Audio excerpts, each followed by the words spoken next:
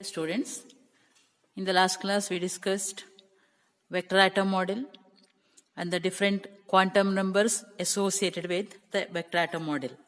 The quantum numbers are principal quantum number n, orbital quantum number L, spin quantum number S, total angular momentum quantum number J, and in the presence of the magnetic field the quantum numbers are orbital magnetic quantum number ML, or magnetic spin quantum number MS, and magnetic total quantum number MJ. These are the different quantum numbers associated with the electron as per the vector atom model. Today, let us consider the coupling schemes. Coupling scheme, which is nothing but the interaction between the orbital and spin angular momentum of the electrons. The coupling of electrons, nothing but the interaction of orbital and spin angular momentum of the electrons. This is called the coupling scheme. There are two types of coupling schemes. They are LS coupling and JJ coupling. LS coupling, Russell-Saunders coupling, also called LS coupling. This LS coupling is the most frequently occurring one. This coupling scheme is the most frequently occurring coupling scheme. See, in this coupling schemes, all the orbital angular momentum vectors of the various electrons. Suppose we have an atom consisting of two or more electrons. An atom consisting of two or more electrons. Then, in LS coupling, all the orbital angular momentum vectors of the various electrons, they combine to form the resultant angular momentum L. All spin angular momentum of the electrons, they combine to form the resultant S. Then the resultant of L and S, that gives J. So for example, all orbital angular momentum, that means L vector is L1 vector plus L2 vector and so on. All orbital angular momentum of the electrons combine to give the resultant, that is also written as sigma Li. Similarly, S vector is nothing but S1 vector, S2 vector and so on. It is taken as sigma Si. Then L vector and S vector combine to give the total angular momentum vector J. This type of coupling or this type of interaction between L and S is called LS coupling.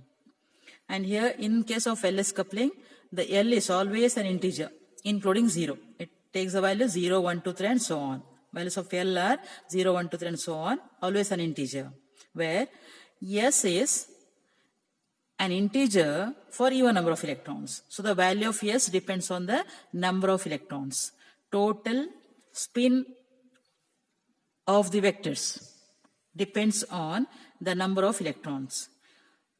If there are even number of electrons, then S is an integer. If there are odd number of electrons, S becomes an odd multiple of half. It's of the form half, 3 by 2, 5 by 2 and so on. So S depends on the number of electrons. See, for example, suppose we have a 2 electron system, an atom consisting of 2 electrons. So the total spin, it may be 1 or 0, because the total spin, the 2 electrons, they may align in the same direction, resulting the total spin as S1 plus S2, half plus half 1. Or another possibility is the 2 electrons, they align in opposite direction, anti-parallel spin. So that resultant is half minus half, 0. Thus, even number of electrons, the resultant is even, or it's even integer or 0. Suppose there are 3 electrons in a given atom. Then the alignment of these electrons, the spin alignment is either all are aligned in the same direction, S1, S2, S3, all in the same direction.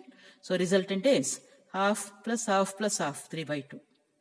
Another possibility, 2 in one direction, 2 electrons aligned in one direction, other one in the opposite. So that resultant is half plus half, 1, 1 minus half is half.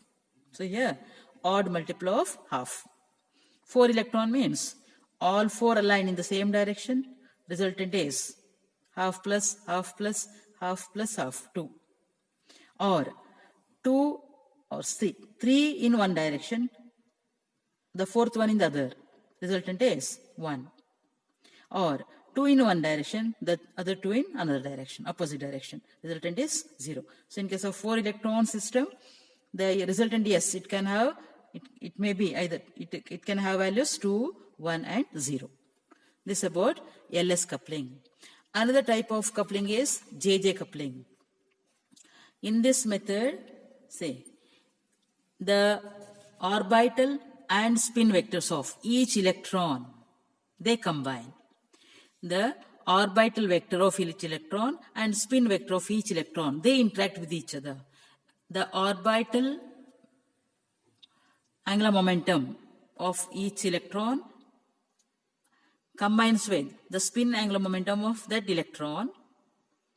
Then, finally, those resultant, that total is combined to give the resultant J. Say, for example, many electron system, so that the orbital angular momentum of electron combines with the spin of the same electron. The orbital of another electron combines with the spin of the other. In this way, they combine with each other to give the resultant, that is Li plus Si, that is Ji.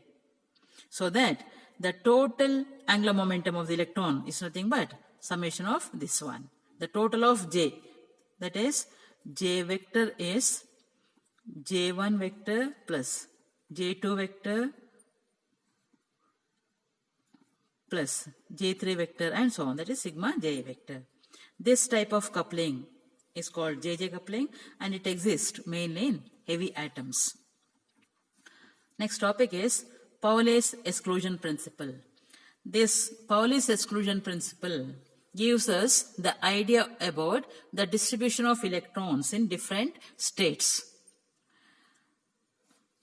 The 4 important quantum numbers that determine the state of an electron completely are N, L, ML and MS. You know what they are. Principal quantum number, orbital quantum number, magnetic orbital quantum number, magnetic spin quantum number. These 4 quantum numbers which determine the state of an electron. So, Pauli's exclusion principle, what it says, no 2 electrons can have the same state. No 2 electrons can accommodate in the same state.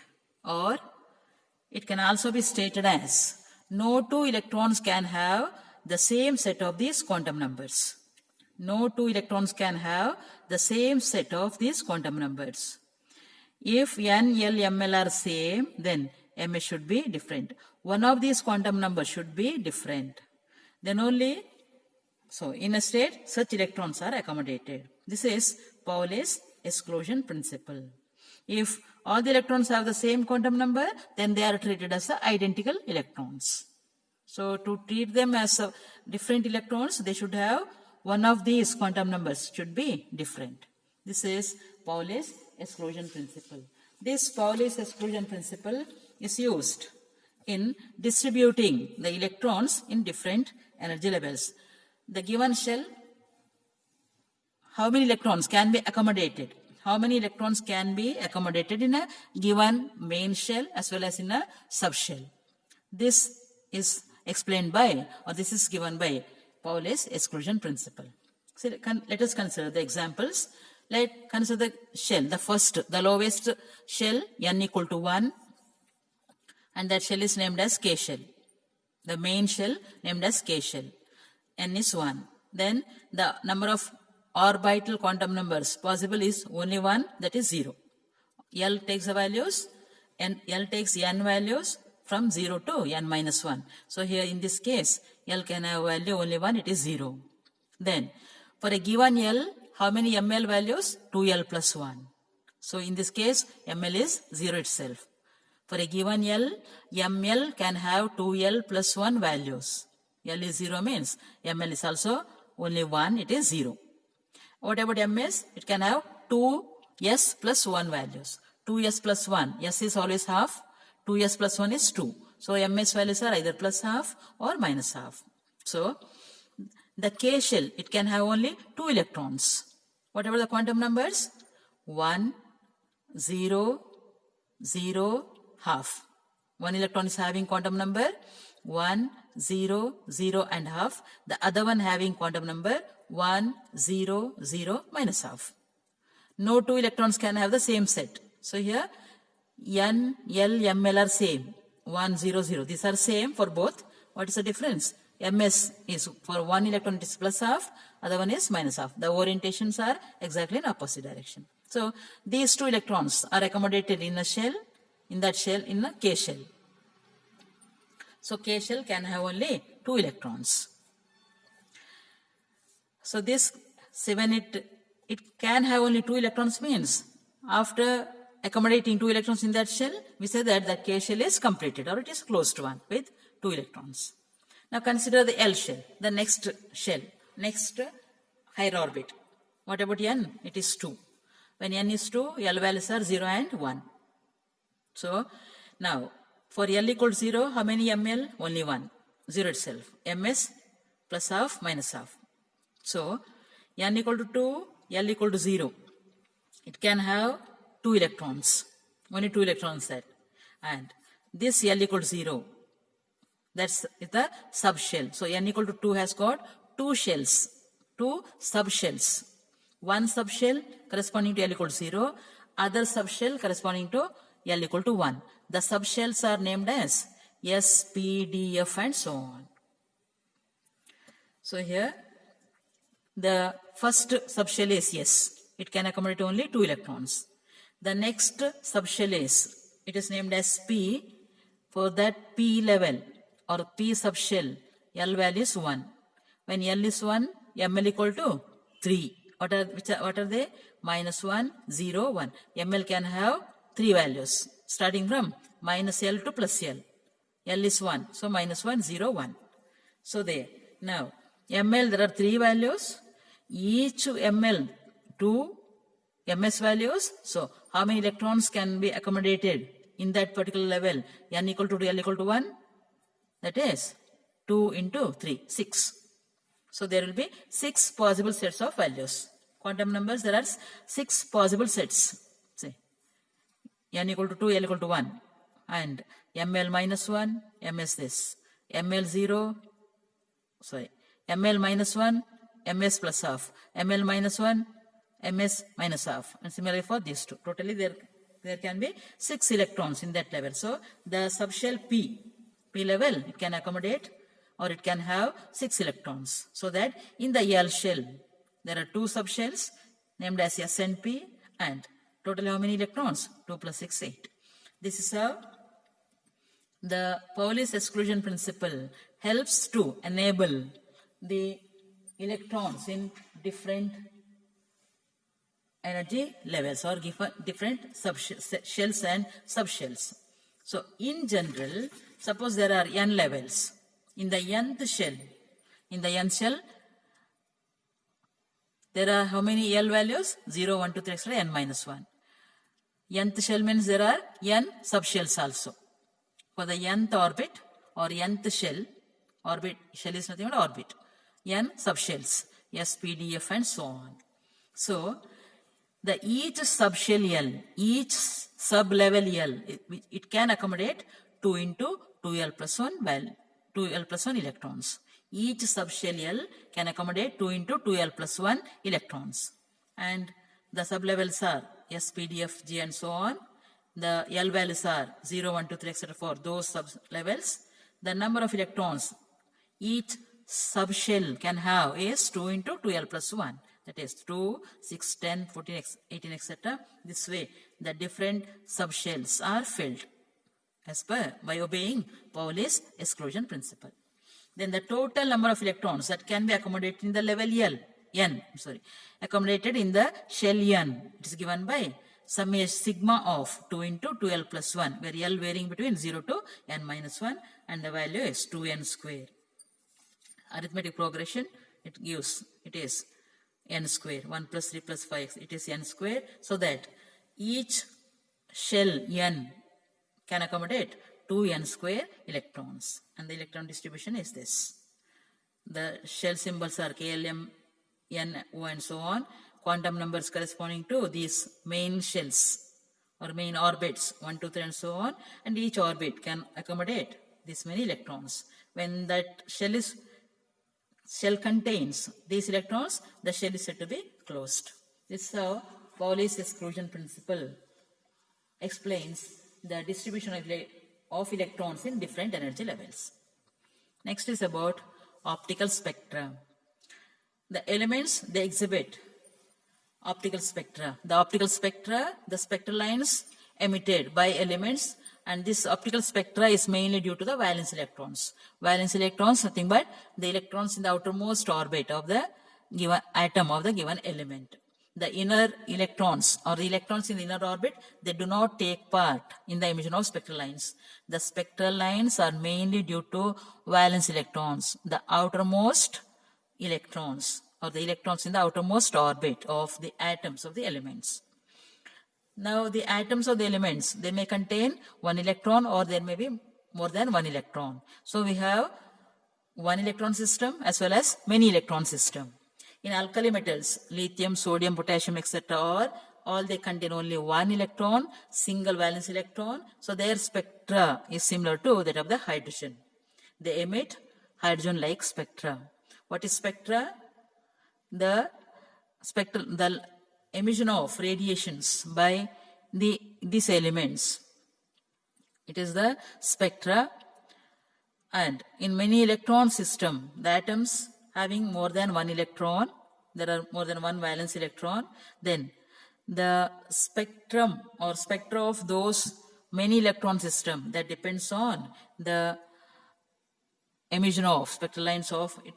It is a little bit complicated one, that depends on the number of electrons in the outermost orbit, and the spectra becomes effective in fixing the electrons. The number of electrons becomes effective in fixing the spectral properties. Or the spectral properties depends on the number of electrons. Now when the spectral line is emitted, say in an atom, whenever the atom gets excited or the electron gets excited from its ground state to the higher energy state, it comes back to the normal state or the ground state by emitting the difference in the energy. That is nothing but that comes out in the form of the spectral line. This is how elements emit or elements exhibit spectra or they emit spectral lines. Now the spectral notation, usually the states of the atom, we denote in case of these states of the atom are denoted by the capital letters. For example, the states of the atom in which the values of L vector, L indicates the orbital angular momentum. The values of L in case of an atom are denoted by the capital letter L, given by 0, 1, 2, 3, etc. Small l is the symbol used to represent the orbital quantum number of the electron. The atomic orbital quantum number denoted by the capital letter L, electronic orbital quantum number denoted by the letter small l. So capital letters are always connected with the atoms, small letters are connected with electrons. So here, if you consider the atom, then the subshells or the sublevels are represented by the capital letters like S, P, D, F.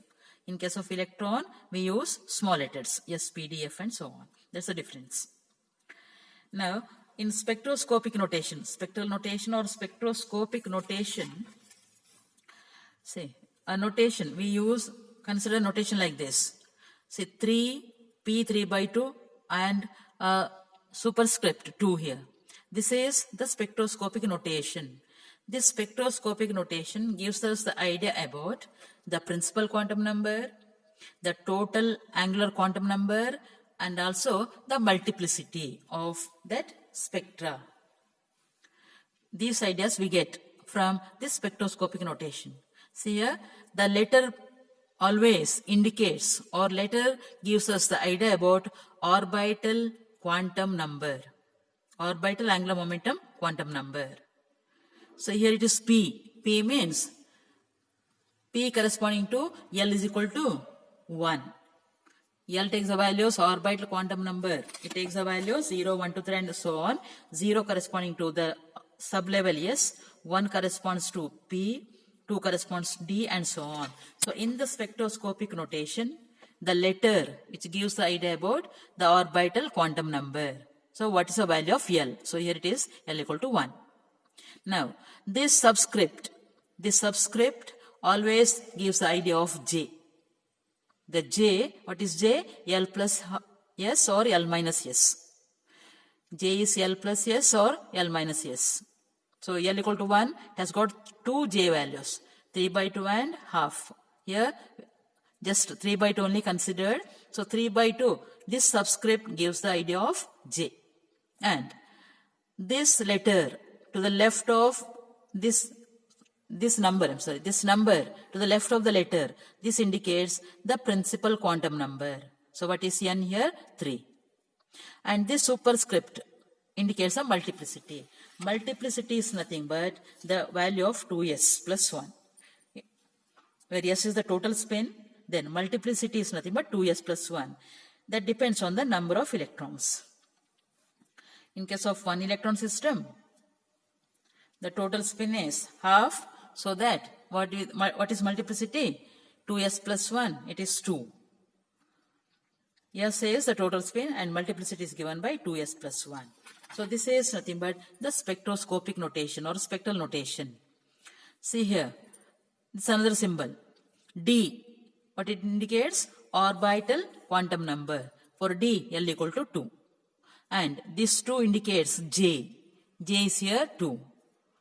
The total angular momentum quantum number, it is 2.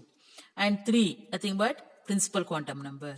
And this superscript 3, what it says? It is a triplet.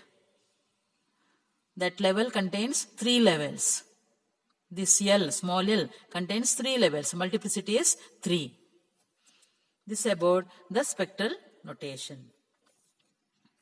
And in case of the ground state is always corresponding to L equal to 0. Ground state of an atom is corresponding to L equal to 0. Principal quantum number L0 means the ground state. And for ground state, J is L plus half or L minus half. That we get J as half and minus half. But for J, that is total angular momentum, it can have only positive value. J equal to minus half is not possible. Therefore, ground state is always a singlet state. No splitting up of the ground state. Ground state is always a singlet. This is about the spectroscopic notations. Next is the rules governed by the emission of spectral lines. The emission of spectral lines takes place whenever transition takes place from higher level to the lower level. Whenever electron jumps from one level to the other level, then from a lower level to a higher level. When the electron jumps from lower to higher level, then comes back. During this transition, the difference in energy is emitted as the spectral line of frequency nu, or energy equal to h nu, frequency is nu. And this transition of electron from higher level to lower level is governed by certain rules. Those rules are called the selection rules. There are 3 selection rules. Selection rule for L, selection rule for S, and selection rule for J. When these conditions are satisfied, such transitions are only allowed.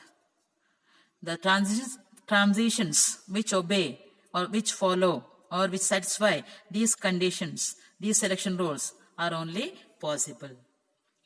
So for first one, selection rule for L, it is delta L equal to plus or minus 1. The difference in the value of L between the two levels, that should be equal to either plus 1 or minus 1. For example, suppose this is 0, this is 1, 0 minus 1, minus 1, this is a delta L is minus 1 allowed. This is 1, this is 0, then delta L is plus 1, that's also allowed. So 0 to 0 or 2 to 2, 1 to 1, these transitions are not allowed. That is a selection rule for L. Now selection rule for S. So the transition is allowed for delta S equal to 0. the spin difference that should be equal to 0. Such transitions are allowed. One more is selection rule for J. Transition is allowed with delta J plus or minus 1 or 0. These three values. So here delta J, so suppose this is 3 by 2, this is half. Now transition from here to here, this is allowed. 3 by 2 minus half. What do you get? It is 1 plus 1 allowed. Or this is minus 3 by 2 to say 5 by 2 minus 1. That's also allowed. Or 3 by 2 to 3 by 2. Difference is 0. That's also allowed. Thus delta J plus or minus 1 or 0. But 0 to 0. J value from 0 to 0. This is not allowed. This is about the selection rules.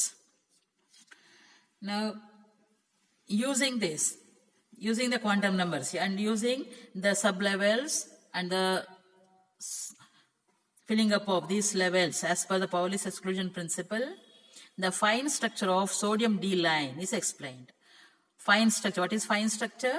Splitting up of the spectral line into many lines. Here sodium alkali metal containing only one valence electron. There are totally n electrons out of this. Total there are 11 electrons in sodium. There are total 11 electrons. Out of these 11 electrons, 10 are filled in the closed shell. In the levels K and L. In the shells K and L. K shell 2 electrons. L shell 8. So total 10 are filled in K and L shells. Only one is remaining. That valence electron. That one valence electron, it occupies the level n equal to 3. That's the m level. KL, it's a m level. N equal to 3. And this valence electron is responsible for the spectral line of the sodium element. The spectral line in the sodium, the spectrum emitted by sodium atoms is found to be consisting of two lines.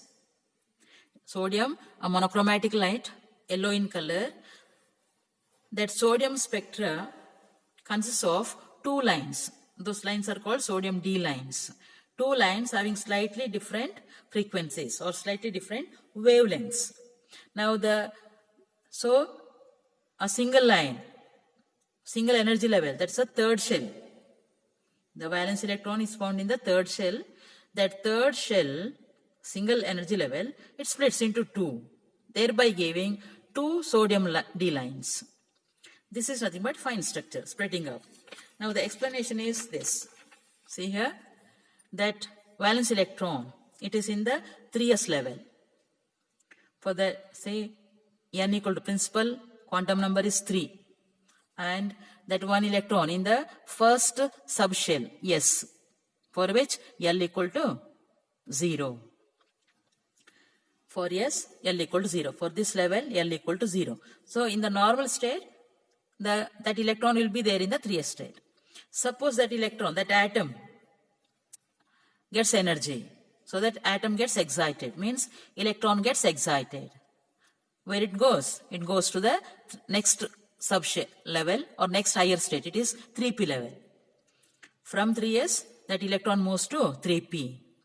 Now this for p, the state p, what is the value of L? It is 1. For p, L is 1. So that level, 3p level, it can have two values of J, 3 by 2 and half. What it says? Two values of J means, what's the multiplicity here? 2. That 3p is a doublet. So since there are two values of J, 3p becomes a doublet. What about 3s? It is a singlet, only one value of J, denoted as 3s half. J equal to half only, minus half is not allowed. That's why 3s is a singlet. Now this is a ground state. Moves to 3p, it's a doublet. Now here the doublet states, how do it, this spectroscopic notation is 3p half and 3p 3 by 2. A doublet means there are two lines, two levels. 3p half, 3p 3 by 2.